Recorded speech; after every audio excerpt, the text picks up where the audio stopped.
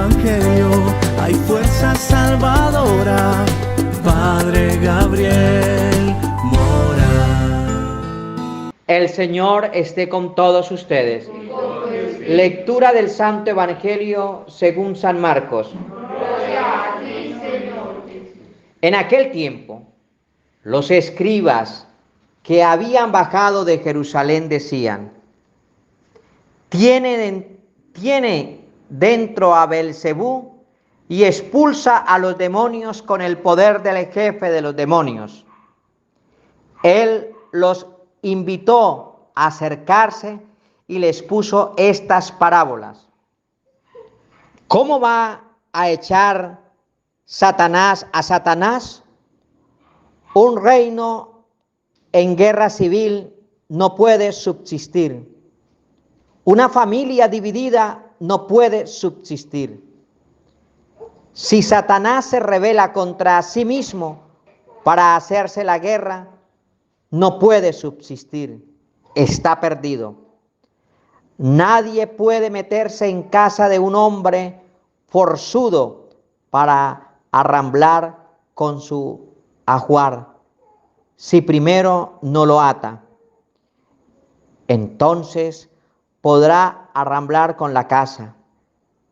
Créanme, todo se les podrá perdonar a los hombres, los pecados y cualquier blasfemia que digan, pero el que blasfeme contra el Espíritu Santo no tendrá perdón jamás.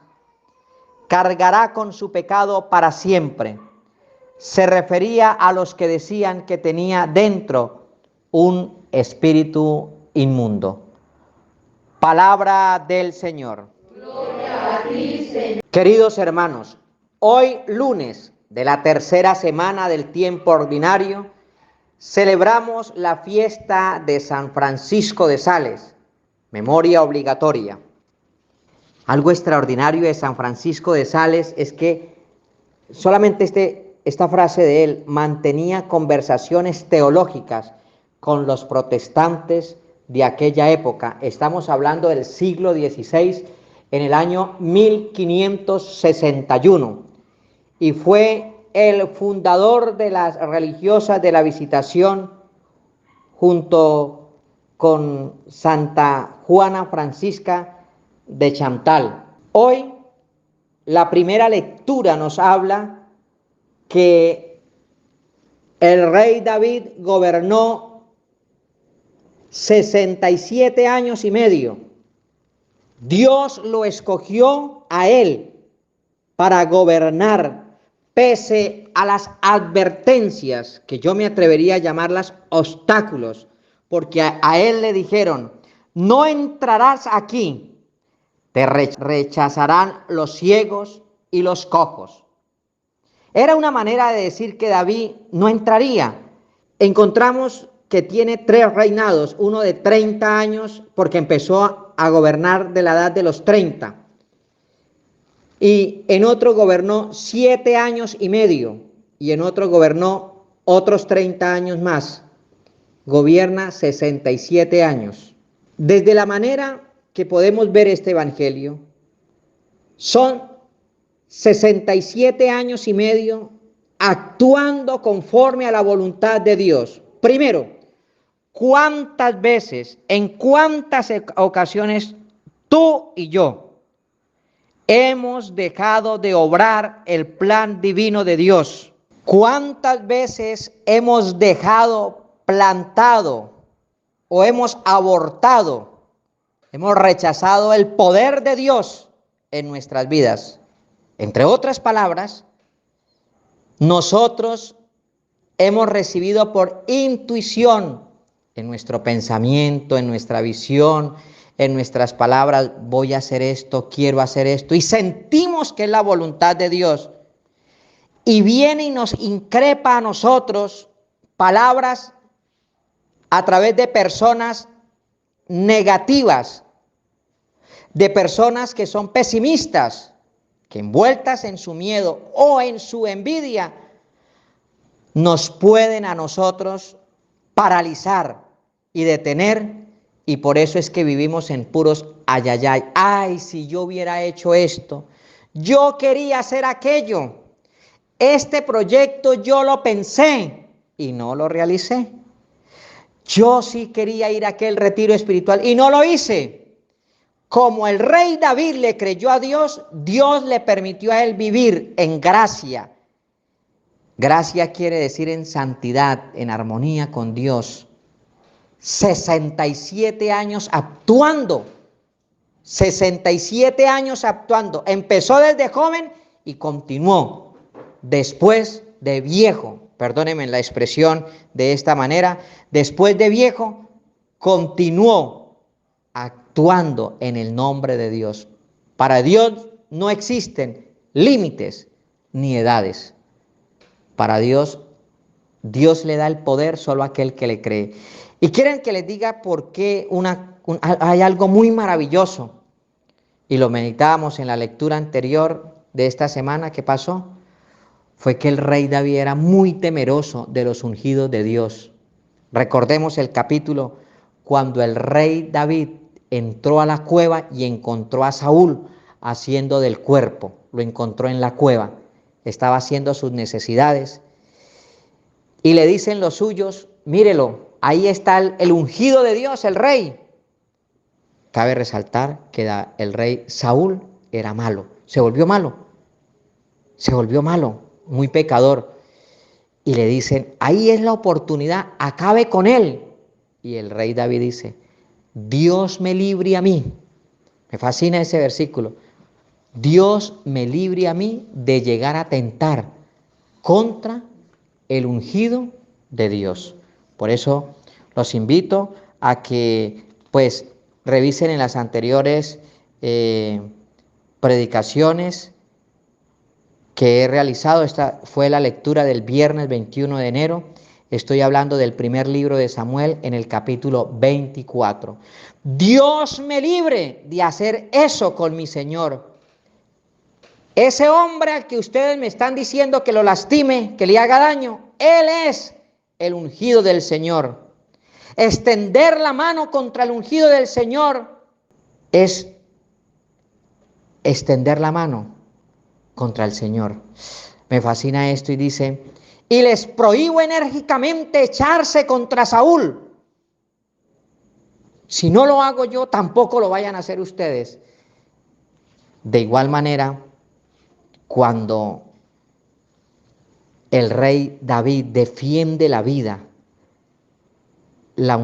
defiende a Saúl, Dios lo constituye a él como rey.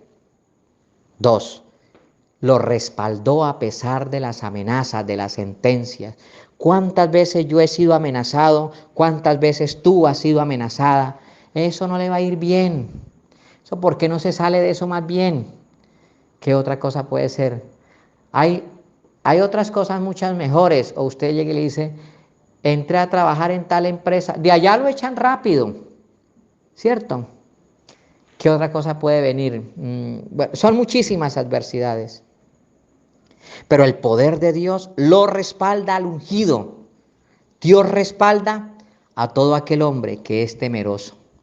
A pesar de que David fue tan pecador, se me escapa el número en este momento, pero me parece que el rey David llegó a tener, bueno, no recuerdo el número, pero es 100 y algo de mujeres, pasa por ahí el listado. Pero pecador, pero temeroso del Señor, y Dios lo unge desde muy joven, porque él era temeroso de Dios. Y el temor de David se veía en el respeto hacia los ungidos del Señor, pese a que él sabía el pecado del ungido del Señor. Del primer libro de Samuel, capítulo 24. Como él era tan temeroso de Dios y respetaba a los ungidos del Señor, el Señor también lo ungió a él. En el Evangelio de San Marcos encontramos el día de hoy una gravísima amenaza contra el Espíritu de Dios. Hermanos, hoy puedo entender en el pasaje del Evangelio cuando dice, todo pecado es perdonado en esta vida y en la otra. Para los hermanos que niegan la existencia del purgatorio, Sí hay pecados que se perdonan, no solo en esta, sino en la otra vida.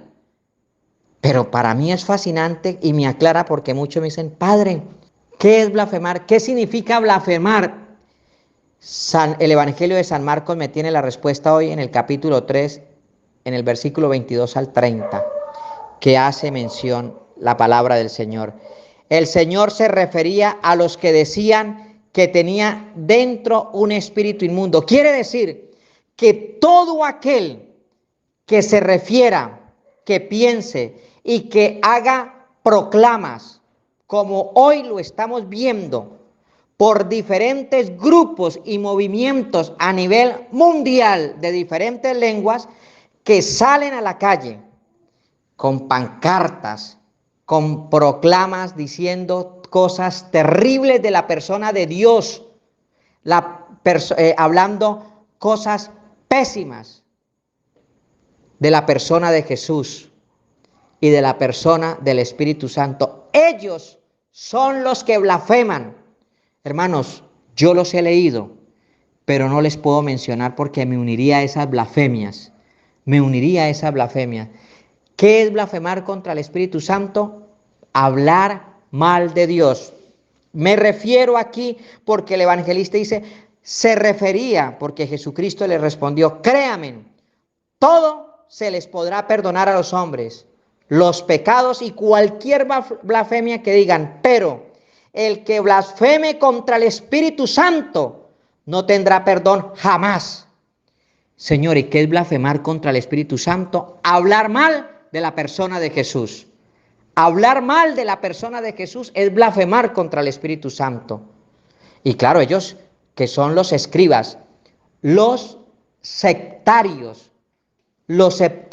de esa época, sin ofender a nadie en el día de hoy, también encontramos consecuencias y secuencias de aquellos que niegan el poder del sacramento de la confesión. Aquel que niegue el poder de la confesión, niega y está tratando a Cristo de mentiroso. Jesús dijo en San Juan capítulo 20, versículo 23, reciban el poder del Espíritu Santo y a quienes ustedes le perdonen los pecados, les quedarán perdonados. Segundo, el pueblo alababa a Dios y glorificaba a Dios y decía, qué gran poder tan grande le ha dado Dios a los hombres. ¿Cuál poder? El de perdonar pecados en la tierra. Tercero, dice la palabra del Señor en Santiago capítulo 5. En Santiago capítulo 5. ¿Hay algún enfermo? Llamen al presbítero. Los apóstoles seguían el deseo y el pensamiento de Dios. Llamen al sacerdote cuando haya alguien enfermo para que ore por el enfermo y multitud de sus pecados les son perdonados. También caen en blasfemar, hablando mal del poder de Jesús cuando lo niegan en el poder de la Santa Eucaristía. Negar a Cristo en la Eucaristía es negar la verdad de Dios manifestada en el Evangelio.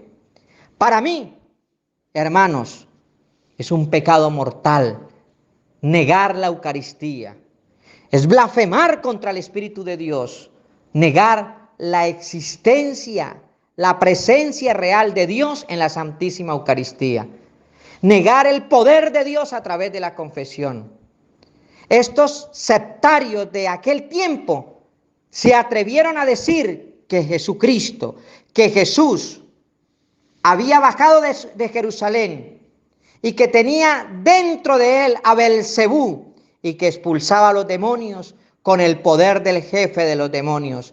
Este pueblo, estos sectarios, los escribas, en el Evangelio de hoy subyace la creencia judía de la existencia de dos espíritus, uno bueno y otro malo. Y esto quiere decir que se origina una controversia entre Jesús y sus enseñanzas a través de los enemigos sobre el poder con el que el rabí de Nazaret curaba a los poseídos de un espíritu inmundo. Queridos hermanos, lo más triste es que hoy en la actualidad muchos de nosotros dudamos de que en la Eucaristía somos libres de los tormentos, asediaciones, perturbaciones, infestaciones, pactos, conjuros y también cuando las personas se dejan dominar por el maligno. Y decimos y nos atrevemos a negar la realidad de este evangelio. Jesús vino a sanar, a liberar y a predicar. Jesús predicaba para que nos convirtiéramos, para que hubiese conversión. Jesús liberaba y Jesús sanaba, y de esta manera el pueblo se acercaba a él. Quien niegue que Jesús tiene el poder de Dios para expulsar, blasfemaba. Pero hoy en día también muchos se atreven a negar y se unen a ello diciendo que no sigue existiendo este poder de Dios a través de los hombres. Me explico.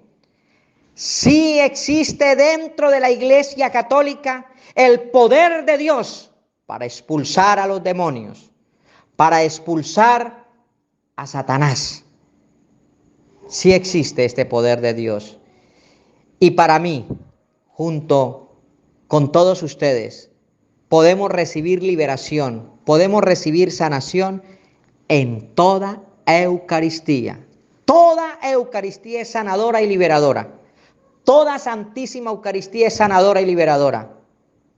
Por eso, si tú, hermano sacerdote, me estás escuchando, tú, hermano laico, me estás escuchando, pero Dios es el mismo ayer, hoy, mañana y siempre. Él es el Alfa y el Omega. Y Cristo lo que hizo en aquellos tiempos, lo sigue haciendo en estos tiempos. Y así como había gente que perseguía las enseñanzas de Jesús, también hay sectarios, incluso dentro de la misma iglesia, que se atreven a enseñar doctrinas contrarias a lo que Jesús nos ha enseñado. Pero también es muy triste que un ungido de Dios llegue a negar que la Eucaristía sana y libera. Esto es triste porque entonces ¿a qué vino Jesús a la tierra? Jesús vino a sanarnos, a liberarnos para darnos la gracia de la conversión, el perdón y su misericordia. Queridos hermanos, por eso Satanás viene en la Eucaristía a distraernos, a dormirnos, a estar pendientes del celular, a muchas cosas, porque el demonio sí sabe que en la Eucaristía y en los sacramentos está presente la presencia poderosa de Jesús que sanaba y liberaba. ¿Y quién lo calumnie? No se preocupen, que de eso abundan hoy en la tierra, externos e internos dentro de la iglesia. Quizás yo, quizás tú, pueda ser que llegue a tener en algún momento esa tentación del demonio, perseguir este don de liberación que Jesús, siendo el mismo Dios, fue atormentado. No fue atormentado, fue perseguido, fue calumniado y se convierte en un grave pecado, que es una blasfemia. Bendito sea Dios que nos concede la gracia a nosotros de encontrar la salvación en la iglesia a través de los sacramentos, y que los sacramentos instituidos por Dios en nosotros nos dan salvación.